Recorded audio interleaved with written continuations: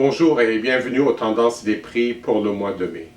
On va commencer par revoir les facteurs baissiers.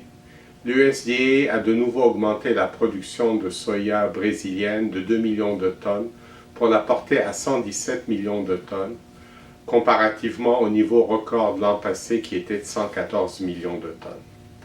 Par ailleurs, la monnaie brésilienne, le réal, s'est dévaluée de près de 13% vis-à-vis du dollar depuis la mi-mars, ce qui met une pression baissière sur les contrats à terme. Maintenant, regardons les facteurs haussiers. Le premier rapport de l'USDA qui traite de 2018-2019 est relativement positif et plutôt haussier. Il prévoit une baisse des stocks des trois principaux grains, maïs, soya et blé, aussi bien aux États-Unis qu'au niveau mondial. Et par ailleurs, les prix sont projetés augmenter aux États-Unis pour les trois principaux grains. Maintenant, l'Argentine a vraiment eu une mauvaise saison. Ils ont eu une sévère sécheresse de janvier à avril, ce qui a fortement réduit les rendements.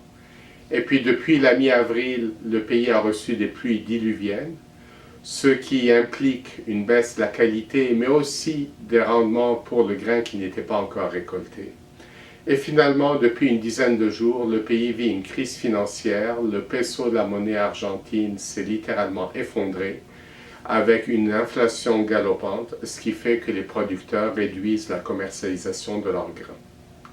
Finalement, au Brésil, la production de maïs safrina, la deuxième récolte, va probablement être relativement médiocre en raison du manque de pluie, ce qui fait que la production totale de maïs est maintenant projetée à 87 millions de tonnes, comparativement au record de l'année passée qui était de 98,5 millions de tonnes.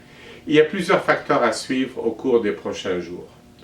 D'abord, les semis aux États-Unis. Le démarrage a été plutôt lent en avril à cause des températures fraîches et des précipitations, mais la progression a été remarquable au cours des 2 premières semaines de mai.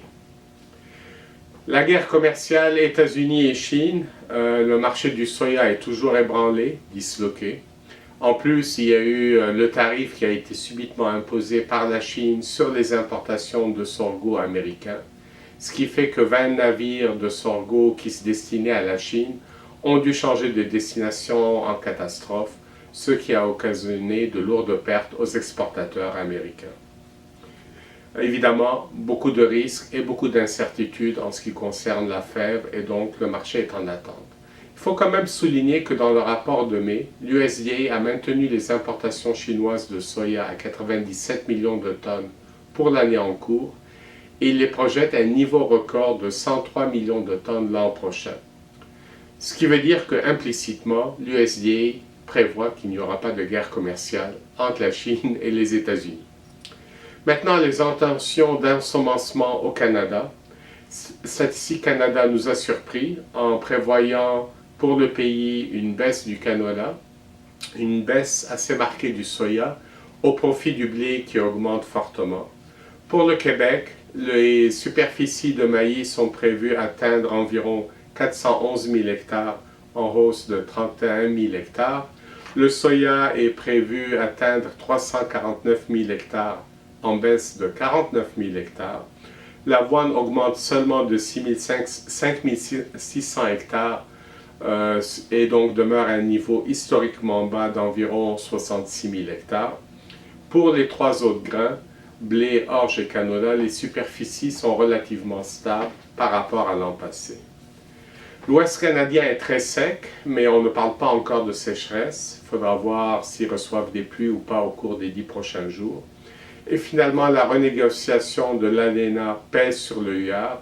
S'il y avait une conclusion de cet accord, évidemment, on pourrait avoir un rebond du dollar canadien, ce qui serait négatif pour les bases locales.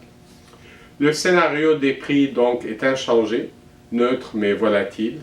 Le marché est nerveux à cause de toute la saga sur les importations chinoises de soya.